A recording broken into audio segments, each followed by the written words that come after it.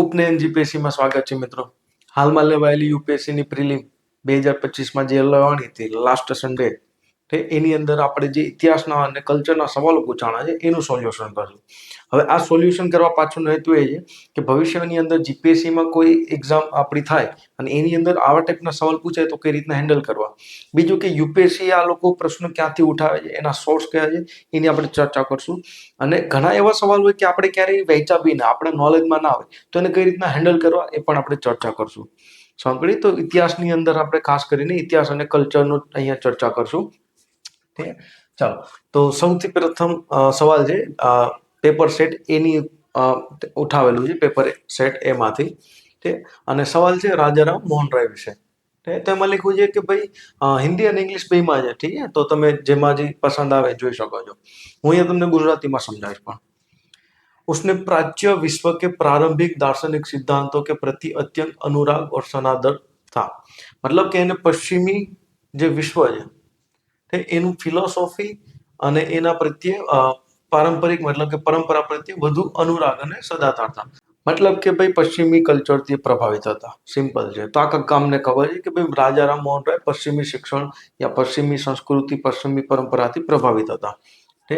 બીજો स्टेटमेंट है कि एनी कामना थी कि उन्हें देशवासी तर्कसंगत और वैज्ञानिक दृष्टिकोण तथा सभी पुरुषों और महिलाओं के मानवीय गरिमा और सामाजिक समानता के सिद्धांत को माने.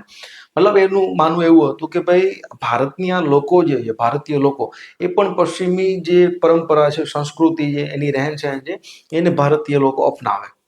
સમજ પડી? તો આ આખા ગામને ખબર છે કે ભાઈ રાજારામ મોહન રાય આ વસ્તુ ઈચ્છતા હતા. રાજારામ વિશે એવું કહેવાય છે કે રાજારામ મોહન રાયના 2 મકાન હતા. એક મકાનની અંદર રાજારામ મોહન રાય સિવાય બધું વિદેશી હતું, અને બીજા મકાન વિશે એવું કહેવાય છે કે રાજારામ મોહન રાય સિવાય બાકી બધું દેશી હતું.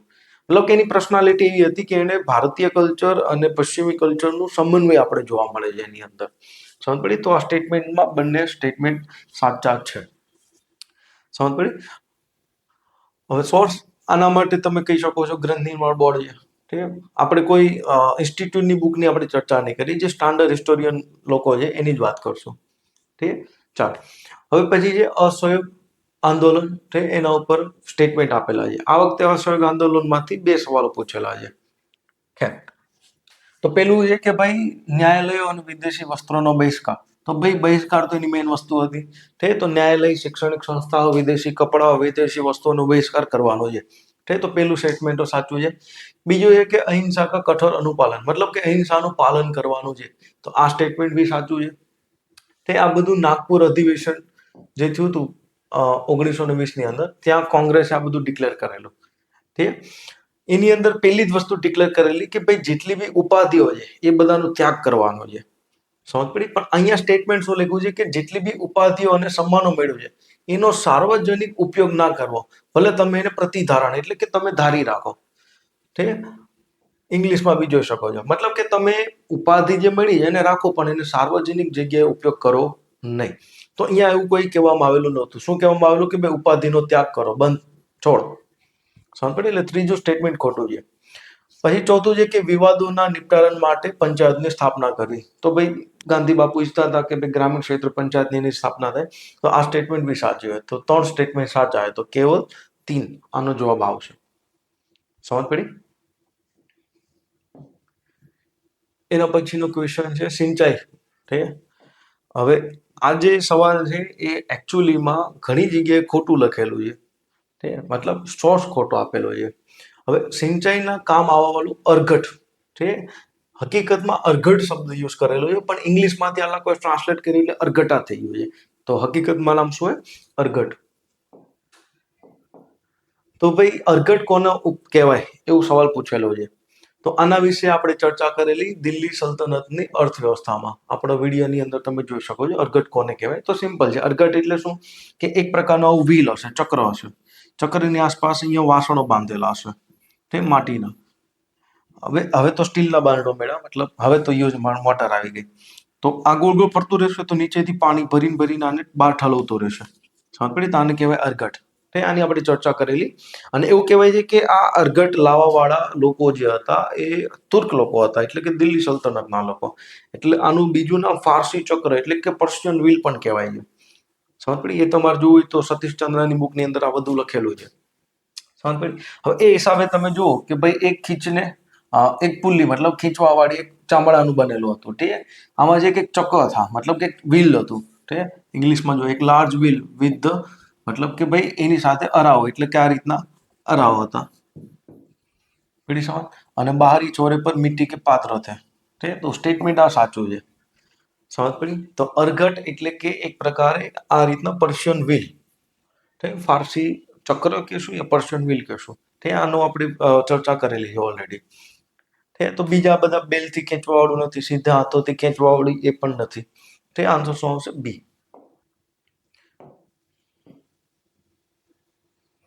એના પછી એ સિમ્પલ સવાલ છે, ઠીક છે. ફેક્ચ્યુઅલ સવાલ છે. હવે ફેક્ચ્યુઅલ સવાલ એવો છે કે ભાઈ તમે વધુ પડતા ફેક્ચ્યુઅલ ડેટા યાદ ના કરી શકો. સમજ પડી? તો જો યાદ ન રહેતું હોય યા તો નથી આવડતું તો આવા સવાલને સ્કીપ કરી દેવા જોઈએ. એકદમ ફેક્ચ્યુઅલ છે, તથ્ય બેસ્ટ છે. જેને ગોખ્યું જાય એને આવડી જાય, ના ગોખ્યું હોય ના આવડે. સમજ પડી? પણ મેં ઘણી વાર કીધું છે કે હંમેશા ઇતિહાસને વાર્તામાં યાદ રાખો. શેમાં યાદ રાખો? વાર્તામાં. વાર્તામાં યાદ રહેશે તો આ બધા નામ યાદ આવી જશે. સમજ પડી ને? આપણે હંમેશા ઇતિહાસને જે વાર્તા તરીકે યાદ રાખવાનો પ્રયત્ન કરીએ. સમજ પડી? અને હું બી જે રીતના ભણાવું છું કે ભાઈ તમને વાર્તામાં ઇતિહાસ યાદ રહી જાય એ રીતના. તો તમે જોશો કે ભાઈ અહીંયા સવાલ શું પૂછેલો છે કે પ્રાચીન ભારતના કયા શાસકે મત વિલાસ, ચિત્ર વિચિત્ર, ગુણભારા જેવી ઉપાધિઓ ધારણ કરેલી? તો આપણે તમે વિડીયોમાં જોશો આપણા તો પલ્લવ વંશનો એક વિડીયો હશે, એમાં આપણે ચર્ચા કરેલી કે શ્રી વર્મા એનો સ્થાપક હતો. એના પછી શાસક આવશે મહેન્દ્ર વર્મન, ઠીક. તો મહેન્દ્ર વર્મન જે શાસક હતા, ઠીક, તો એના વિશે મેં કીધેલું કે ભાઈ થોડોક સાહિત્યકાર હતો, ઠીક, ચિત્ર બનાવતો, એને બૌદ્ધ ધર્મ વિશે રમૂજીમાં કટાક્ષ કરેલી છે. સમજ પડી? તો એના કાર્યના આધારે એની ઉપાધિ કેવી પડે? મત વિલાસી. મત વિલાસી એટલે પોતાનો મત બિંદાસ રાખવા વાળો, ઠીક. ચિત્ર વિચિત્ર એટલે કે વિચિત્ર ટાઈપના ચિત્ર બનાવતા એમ. સમજ પડી? તો આ બધા ટાઇટલ ધારણ કરેલા કોને? મહેન્દ્ર વર્મન પ્રથમે. એનો આગળ જતા છોકરો થશે નરસિંહ વર્મન પ્રથમ. સમજ પડી? તો આપણે આ ડિટેલમાં ચર્ચા કરેલી કે સિંહ વિષ્ણુ, સોરી આ સિંહ વર્મા લખ્યું, સિંહ વિષ્ણુ એનો છોકરો થયો હતો મહેન્દ્ર વર્મન અને એનો છોકરો થશે નરસિંહ વર્મન. સમજ પડી? જો કે મહેન્દ્ર વર્મન પુલકેશી દ્વિતીય સામે હારી જશે. તો આ બધી આપણે ચર્ચા કરેલી છે. તો આ ફેક્ચ્યુઅલ સવાલ છે. જો તમે સ્ટોરીમાં યાદ રાખ્યું હોય તો આવડી જાય, નહીં તો નહીં આવડે. તો ઇતિહાસમાં એક આ વસ્તુ બી તમારે ધ્યાન રાખવી પડે. બાકી ન આવડતું હોય તો આને સ્કીપ કરી દેવું જોઈએ. ફેક્ચ્યુઅલ સવાલ એકદમ ઈઝી છે, ઠીક. બધા ઇન્સ્ટિટ્યૂટ વાળા કહે છે મેરા પુત્ર એટલે કે અમારી બુકમાંથી પૂછાણો, અમારી બુકમાંથી પૂછાણો. હવે આ બધી વસ્તુ ક્યાંક ને ક્યાંક તો લીખી જશે કોઈ પણ બુકની અંદર. હવે તમે બધી બુકોની ભેગી કરીને એટલી જાડી તમારી બુક બનાવી દો, પછી ક્યાંક ને ક્યાંક તો લખ્યું જ હશે. સમજ પડી? પણ તમે ભણાવો છો કેવું એ ડિપેન્ડ કરે છે. તમારી બુકમાં લખ્યું એ મહત્વનું નથી. તમે કેટલું ભણાવો છો, છોકરાઓને વિદ્યાર્થીઓને કેટલું યાદ રહે છે એ મહત્વનું છે. સમજ પડી? તો આ તમને આવડી જશે કે ભાઈ ચીની યાત્રી ફાહિયાન કોના સમયમાં આવ્યો? તો ચંદ્રગુપ્ત દ્વિતીયના સમયમાં આવેલો. સમજ પડી? તો સિમ્પલ સવાલ પૂછાણો હતો, ઠીક. આ તો તમને આવડી જાય એવો સવાલ હતો, ઠીક. ખેર, નેક્સ્ટ સવાલ છે कि भाई इनमें से कौन शक्तिशाली समुद्रवर्ती राज्य के જેને શ્રી વિજય ને વિરુદ્ધ जिसका शासन मलय प्रायद्वीप के सुमात्रा जावा निकटवर्ती द्वीपों पर था सफल सैन्य अभियान का नेतृत्व किया था. સિમ્પલ સવાલ છે કે ભાઈ એવો કયો શક્તિશાળી શાસક હતો કે જેણે શ્રી વિજય સામ્રાજ્ય હતું, ઠીક. એકચ્યુઅલી શ્રી વિજય યા તો શૈલેન્દ્ર કરીને એક સામ્રાજ્ય હતું, ઠીક. એની વિરુદ્ધ એક અભિયાન કર્યું હતું અને આનું જે સામ્રાજ્ય હતું એ મલાયા પ્રાયદ્વીપ એટલે કે આજનું મલેશિયા, સુમાત્રા, જાવા, ઇન્ડોનેશિયા, ઠીક, અને આસપાસના ટાપુ સુધી હતું, ઠીક. તો આની આપણે ડિટેલમાં ચર્ચા કરેલી કે ચોલ શાસક રાજા ચોલ એના આ બધા રાજ્યો સાથે સંબંધો સારા હતા. પણ આનો જે છોકરો થશે એ આ બધા વિરુદ્ધ એક અભિયાન કરશે અને આક્રમણ કરશે અને બધાને પોતાના તાંબામાં લેશે અને ત્યાંથી દર વર્ષે એ લોકો કે ને કે ભાઈ હપ્તા વસૂલ છે, મતલબ કે પૈસા વસૂલતા રહેશે. તો એ કોણ હતું? રાજેન્દ્ર પ્રથમ, ઠીક. તો માઇટી ચોલા આપણે ભણેલા છીએ, ચોલ સામ્રાજ્ય વિશે. તો ભાઈ દક્ષિણ ભારતનો સૌથી પ્રતાપી રાજામાંનો એક રાજા હતો, તે કોણ? રાજેન્દ્ર પ્રથમ, કે જેણે આ લોકો ઉપર આક્રમણ કરેલું. અને આના વિશે એવું કહેવાય તો કે ભાઈ આના માટે જે સમુદ્ર હતું એ નાનું અમતું તળાવ હતું. આની સેના હજારોની સંખ્યામાં જહાજો લઈને આટા મારતી સમુદ્રની અંદર. સમજ પડી? તો આપણે ડિટેલમાં આના વિશે ભણી ચૂક્યા છીએ ચોલ સામ્રાજ્યની અંદર. આપણા બધા વિડીયોમાં મોસ્ટ ઓફલી આપેલો હશે. ચાલો નેક્સ્ટ સવાલ છે 16 મહાજનપદ સમયનો, કે ભાઈ કઈ આની 16 મહાજનપદ છે અને કઈ નદી કિનારે આવેલું છે. આ બી એકદમ સિમ્પલ છે. આપણે ભારતનો મેપ સમજી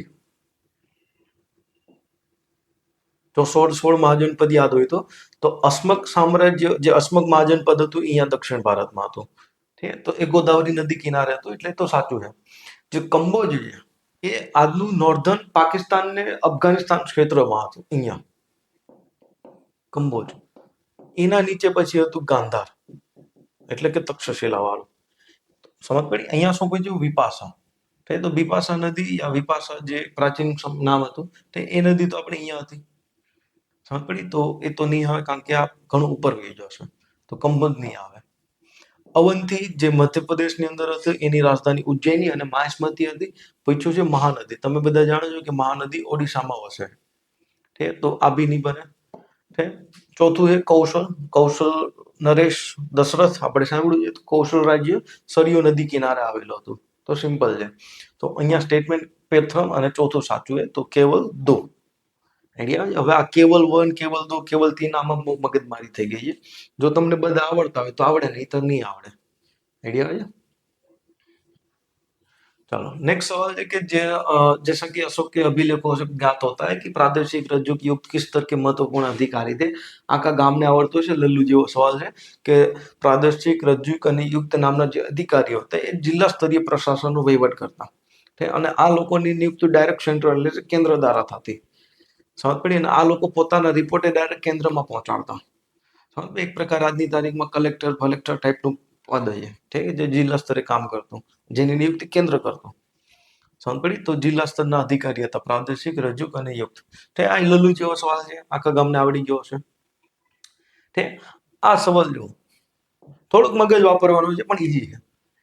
અસહયોગ આંદોલન, ફરીથી બીજો સવાલ. એના વિશે વિધાનો ધ્યાનમાં લો કે કોંગ્રેસને ઘોષણા की थी कि सभी वेद અને શાંતિપૂર્ણ રીતે સ્વરાજ પ્રાપ્ત કરવાનો ઉદ્દેશ્ય છે. સમજ પડી? હવે અહીંયા જો કે જે 1920 ડિસેમ્બરનું અધિવેશન થયું હતું નાગપુરમાં, એ અધિવેશનમાં કોંગ્રેસે ડિક્લેરેશન કર્યું હતું કે આપણે ભાઈ સ્વરાજ લેશું. શું લેશું? સ્વરાજ. હવે અહીંયા ખાલી સ્વરાજ શબ્દ જ યુઝ કરેલો, કારણ કે પૂર્ણ સ્વરાજની જે માંગ હતી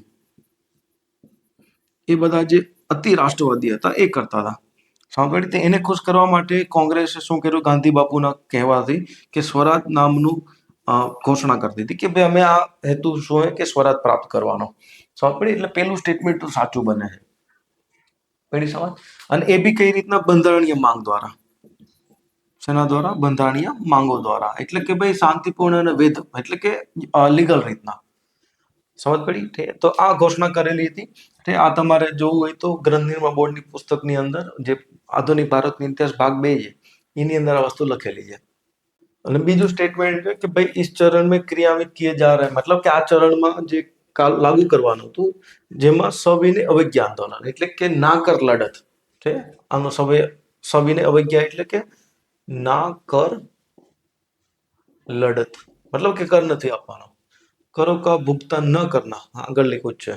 अगले चरण के लिए था केवल तब जब स्वराज 1 वर्ष के ज्ञात ना हो. મતલબ આમાં એવું કહેવા માંગે છે કે ભાઈ 1 વર્ષ સુધી જો આપણે સ્વરાજ પ્રાપ્ત ન થાય તો આપણું જે અસહયોગ આંદોલન છે એને બીજા ફેઝમાં લઈ જશો. અને બીજું ફેઝ શું હશે? સવિનય અવજ્ઞા આંદોલન. સમજ પડી? અને આની અંદર શું હતું? જો સિમ્પલ છે, 1-2 પોઈન્ટ સમજજો કે અસહયોગની અંદર સહયોગ કરવાનો નથી, બધી વસ્તુનો શું કરવાનો છે? બહિષ્કાર. સમજ પડી? હા. અને સવિનય અવજ્ઞાની અંદર શું હતું કે ભાઈ બહિષ્કાર તો કરવાનો જ છે, સાથે સાથે જે સરકારી કાયદાઓ છે એનો શું કરવાનો છે? ભંગ કરવાનો છે. અને કાયદા શું કહે છે કે કર ચૂકવો, તો આપણે કર ચૂકવવાનો નથી. એટલે આને બીજા ભાષામાં આપણે શું કહેશું? ના કર લડત. સમજ પડી? તો અસહયોગ આંદોલનની અંદર સ્વરાજ તો મેળવવાનું હતું, પણ જો 1 વર્ષ અંદર સ્વરાજ ન મળે તો આપણે બીજી ફેઝમાં જવાનું હતું, એટલે કે સવિનય અવજ્ઞા આંદોલનની અંદર. અને આ બાબતે બાપુ બારડોલીમાં બેઠા હતા, બારડોલીમાં ડિક્લેર બી કરવાના હતા. ત્યાં સુધીમાં શું થાય છે કે ફેબ્રુઆરી 1922માં ચોરાચોરીની ઘટના બની જાય છે. સમજ પડી? એના લીધે આ જે આંદોલન આગળ વધારવાના હતા તો આ તો બીજું ફેઝ તો યુઝ જ ના કર્યું, અને જે પેલો ફેઝ ચાલતો હતો અસહયોગ આંદોલન એને પણ પાછું લઈ લીધું.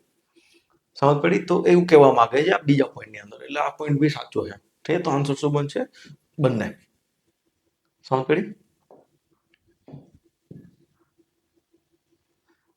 હવે ત્રીજો એક આ સવાલ છે, મેં મારી જિંદગીમાં વાંચ્યો નહોતો ક્યારે, અને નોર્મલી તમે કોઈ વાંચ્યો નહીં હોય અને કોઈ બુકમાં નથી લખ્યો, કારણ કે મેં જેટલી બુક વાંચી એમાં મને આ ક્યાંય મળ્યું નથી. ખાસ કરીને જેટલી બી સ્ટાન્ડર્ડ બુકો છે ગ્રંથ નિર્માણ બોર્ડની, તે બધી બુકોમાં મને આ શબ્દ ક્યાંય મળ્યો નથી. તો હવે આવું પૂછાઈ જાય તો શું કરું? તો પાટિયા મારવાનો, યા તો લોજિક મારવાનો. તે લોજિક મારો એ પાટિયા મારો એક જ થયું. તે તો અહીંયા લખ્યું છે કે ભાઈ ગાંધીજીએ પોતાનો વિખ્યાત વક્તવ્ય કે ભાઈ રાજદ્રોહ મેરા ધર્મ હો ગયા હૈ, એ ક્યારે આપેલો? તે 4 ઓપ્શનના આધારે આપણે પાટિયું મારવાનું છે. સમજ પડી? એક તો જો રાજદ્રોહ એટલે શું કે ભાઈ સરકારની સામે અમારે લડવાનું છે, ગમે એમ થઈ જાય. આઈડિયા આવે? તો હવે સ્ટેટમેન્ટના આધારે સમજો. તે મતલબ ઓપ્શનના આધારે આપણે કઈ રીતના પાટિયું મારશું. ચંપારણ સત્યાગ્રહના સમય, તો ચંપારણ સત્યાગ્રહમાંથી બાપુ હજી તો નવા ભારતમાં આવ્યા હતા, તો બાપુની હજી એટલી ઓકાત નહોતી, કહી શકીએ આપણે કે બાપુને એટલા લોકો હજી ઓળખતા નહોતા. બાપુ પાસે એટલી તાકાત શક્તિ નહોતી કે બાપુ એમ કહી દે કે હું સરકારની સામે લડવા આવ્યો છું, રાજદ્રોહ કરવા આવ્યો છું. તો આ સ્ટેટમેન્ટ તો અહીંયા આપણે લોજિક લગાવી તો ખોટું પડે. સમજ પડી? બીજી આપણે જોઈએ કે ભારત છોડો આંદોલનની વાત કરીએ, તો ભારત છોડોમાં તો ખબર છે કે ભાઈ અહીંયા સરકારની સામે લડવાની વાત કરે છે, પણ અહીંયા આવતા આવતા બાપુએ શું કીધું? કરો યા તો મરો. મતલબ કે રાજદ્રોહથી આગળ વધી ગયા, કરો યા તો મરો. સમજ પડી? એટલે આવડું સ્ટેટમેન્ટ આપણા લોજિક હિસાબે ના બનવું જોઈએ. સમજ પડી? પછી ત્રીજું જો સી કે લંડનમાં તૃતીય ગોળમેજી સંમેલનમાં ભાગ લેતા સમયે, હવે લંડનમાં ગયા ભાગ લેવા માટે તો ગાંધી અને ઇરવિન વચ્ચે તો એક પેક્ટ થયેલો, એટલે બંને વચ્ચે તો દોસ્તી થઈ ગયેલી, એક પ્રકારે સમાધાન થઈ ગયેલું. પછી જ બાપુ ગયા હતા ને લંડન. સમજ પડી? એટલે અહીંયા પણ એવું કોઈ સ્ટેટમેન્ટ આપ્યું હશે એવું આપણે અનુમાન લગાવી શકતા નથી, એટલે અહીંયા બી આ ખોટું પડી શકે છે. સમજ પડી? તો વૈધું કહ્યું કે દાંડી કાનૂન સત્યાગ્રહના સાર્વજનિકના ઉલ્લંઘન, ભાઈ જાણી જોઈને બાપુએ કાયદાનું ઉલ્લંઘન કર્યું, તો ઓબ્વિયસલી કે સરકારની સામે ગયા, સરકારનો વિરોધ કર્યો, એટલે ભાઈ એક પ્રકારે રાજદ્રોહ કર્યો કહેવાય ને. સમજ પડી? તો આ સ્ટેટમેન્ટ અહીંયા આપેલું હશે એવું આપણે પાટિયું મારી શકીએ છીએ. સમજ પડી? જો પાટિયું ન મારી શકતા હોય તો ભાઈ આને સ્કીપ કરવું પડે, કારણ કે બધી બુકોમાં આપને આવું કંઈ જોવા મળતું નથી. એટલે એક બે સવાલ એવા બી હોય કે ગમે એટલા મોટા જ્ઞાની બી આવી જાય તો એને ના આવડતું હોય, અને આપણી પાસે 100% ક્યારેય નોલેજ ના હોય. જો 100% જ્ઞાન આપણી પાસે હોય તો આપણે ભગવાન બુદ્ધ યા ભગવાન મહાત્મા બની જાય. સમજ પડી? અને સંસારની મોહમાયાથી મુક્ત થઈ જાય. તો યુપીએસસી શું, જીપીએસસી શું, તો 100% નોલેજ આપણી પાસે ક્યારેય હોતું નથી. જેટલું નોલેજ છે એનો યુઝ કરવાનો છે. સમજ પડી? ચાલો, આ બી એક લલ્લુ જેવો સવાલ છે. ઠીક છે? બધા લોકોએ કીધું છે કે અમારી બુકમાંથી પૂછવાનો, અમારી બુકમાંથી પૂછવાનો, તો આ બધી લખેલું છે. આઈડિયા આવે છે કે ભાઈ મોહેંજો-દરોમાંથી જે પ્રાપ્ત મૂર્તિ થઈ છે ડાન્સિંગ ગર્લની, એ શેનાથી બનેલી છે? ઠીક, આ તમને ખબર છે કાંસાની બનેલી છે. સમજ પડી? તો આમાં કઈ છે નહીં સમજવા માટે. ચાલો, સવાલ એવું કહેવા માંગે છે કે નીચેનામાંથી કઈ ઘટના પછી ગાંધીજીએ અસ્પૃશ્યતાના સતત વિરોધ કરતા રહ્યા અને એ ક્ષેત્રની અંદર તેના નાબૂદી માટે અપીલ કરતા રહ્યા, અને પોતાના રાજનીતિક અને સામાજિક કાર્યક્રમોમાં હરિજનોના વિકાસ માટે સામેલ થઈને નિશ્ચય કર્યો, મતલબ કે હરિજનોનું ઉત્થાન કરવાનું છે. સમજ પડી? તો બધાને ખબર છે કે આ ઘટના ક્યારે બની હતી? પૂના પેક્ટ પછી. ક્યારે બનેલી? પૂના પેક્ટ પછી. સમજ પડી? તો આનો સિમ્પલ જવાબ હતો એ. આઈડિયા આવે છે? બાકી આ બધી ઘટના તો અલગ અલગ સમય છે. ચાલો, એના પછી એ પાછું ચોરાચોરી એટલે અસહયોગ આંદોલન સાથે સંબંધિત. હવે આ સવાલ એ મારી જિંદગીમાં મેં ક્યારે સાંભળ્યો નથી. ઠીક કે ભાઈ ચોરી ચોરા જે ઘટના બની એના લીધે પોલીસ વાળાએ શું કર્યું કે જેણે આગ લગાવી હતી જે લોકો, એમાંથી ઘણા બધા લોકોને ધરપકડ કરવામાં આવી. હવે ધરપકડ કર્યા પછી એ લોકોનો કેસ કોણે લડ્યો હતો એવો સવાલ પૂછે કે ચોરી ઘટના કે બાદ પરિણામ સ્વરૂપ બંદી બનાઈ ગયેલા લોકોમાંથી એના માટે વિધિક એટલે કે લીગલ ડિફેન્સ કોણે કર્યું હતું, મતલબ એ લોકોનો કેસ કોણે લડ્યો હતો. હવે આ મારી જિંદગીમાં મેં ક્યારે વાંચ્યું નહોતું. તે તો સિમ્પલ છે કે આને સ્કીપ કરી શકીએ, અને આમાં પાટીએ મારવા જઈએ તો પાટીએ એટલા બધા લાગે એમ નથી. સમજ પડી? કારણ કે સીઆરદાસ બી એક મોટા વકીલ હતા, મદન મોહન માલવીય એક મોટા વકીલ હતા, કૃષ્ણકાંત બી વકીલ હતા, ડોક્ટર સૈફુદ્દીન કિચલુ, ડોક્ટર સૈફુદ્દીન કિચલુ એ પણ એક ડોક્ટર હતા અને સાથે સાથે વકીલ બી હતા. સમજ પડી? હમણાં એક સિરીઝ આવી છે એની ઉપર બતાવેલું છે ધ વોકિંગ ઓફ નેશન કરીને સિરીઝ છે, સારી છે, જોજો. તેમાં સૈફુદ્દીન કિચલુ વિશે બતાવેલું છે. તે એ બી એક વકીલ હતા, સમજ પડી. અને મોહમ્મદ અલી જીન્ના તો એક મોટા વકીલ હતા, સમજ પડી. હવે આમાંથી પાટિયા મારવાય કેવી રીતના, તો સ્કીપ કરી દેવાય. અને મેં બી ગૂગલ કરીને મને જાણવા મળ્યું કે ભાઈ મદન મોહન માલવિયા અને કૃષ્ણકાંત આ બંને કેસ લડ્યા હતા, સમજ પડી. આ સમયમાં મદન મોહન માલવિયા પણ એક સારા એવા વકીલ હતા, સમજ પડી. તો ખેર આ ટાઈપના સવાલ આવે તો ભાઈ આપણે સ્કીપ કરવા પડે. બીજો એક સવાલ છે એકદમ લલ્લુ જેવો, ઠીક છે, કે ભાઈ ભારતની અંદર પોર્ટુગીઝો આવ્યા જ્યારે તો ભારતમાં શું શું લઈને આવ્યા હતા, ઠીક છે. તો ડાયરેક્ટલી નથી પૂછતા, પણ એ 3 ઓપ્શન આપો કે પપીતા, અનાનસ અને અમૃત એટલે કે જમરૂખ. આ 3માંથી કઈ વસ્તુ 16મી અને 17મી સદીમાં પોર્ટુગીઝ દ્વારા લાવવામાં આવેલી, ઠીક છે. તો મેં આની ચર્ચા ઘણી વાર કરેલી છે, ઠીક છે. ઓનલાઈન ક્લાસની અંદર બી કરેલી છે, અને ઓફલાઈન ક્લાસ કે જ્યાં હું ઘણી જગ્યાએ ભણાવું છું ત્યાં બી મેં કીધેલું છે કે ભાઈ પોર્ટુગીઝો ભારતમાં ઘણી બધી વસ્તુઓ લઈને આવેલા, ઠીક. એક તો ભાઈ તમાકુ લાવ્યા, ઠીક, પપૈયા લાવ્યા હતા, અનાનસ લાવ્યા હતા, ઠીક. પછી આલ્ફાન્સો જે કેરી છે એ બી લઈને આવેલા, ઠીક. મકાઈ લાવેલા, હા ને, ડોડા આપણે જે કહીએ મકાઈ. તો ઘણી બધા પાકો એ લઈને આવેલા, ઠીક. બટેકા લાવેલા, ટમેટા લાવેલા. આ બધી વસ્તુ કોણ લાવેલું? પોર્ટુગીઝો. કોણ લાવેલું? પોર્ટુગીઝો, સમજ પડી. તો ઘણી વાર હું આની ચર્ચા કરું છું ક્લાસની અંદર, કારણ કે કુકિંગ મારો એક હોબી છે. તો મેં ઘણી વાર કીધેલું છે કે આ બધી વસ્તુ ભાઈ પોર્ટુગીઝો દ્વારા લાવવામાં આવેલી, સમજ પડી. તો આ બધી વસ્તુ કોણ લાવ્યું હતું? પોર્ટુગીઝો. ઘણી બધી વસ્તુ બ્રિટિશ બી લાવ્યા હતા, સમજ પડી. તો જે આપણે જે ઈંડા ખાવાનું પ્રચલન છે, બ્રેડ ખાવાનું પ્રચલન છે, આ બધું આ લોકો લઈને આવેલા, સમજ પડી. તો અહીંયા આપણે એ સમજવાનું છે કે કયા લોકો કઈ વસ્તુ લઈને આવેલા, સમજ પડી. તો આવું આપણે સતીશચંદ્રની બુકની અંદર જોવા મળે છે, મિડિવલ હિસ્ટ્રીની બુક જે છે તે એની અંદર, કે કઈ વસ્તુ કોણ લઈને આવેલા. તો મુઘલનો જ્યારે આપણે ઇતિહાસ ભણીએ તો મુઘલના ઇતિહાસની અંદર જો તમે ડિટેલમાં ભરો તો અકબર વિશે જે બુક લખાણી છે, આઈને અકબરી, તે અબુલ ફઝલની,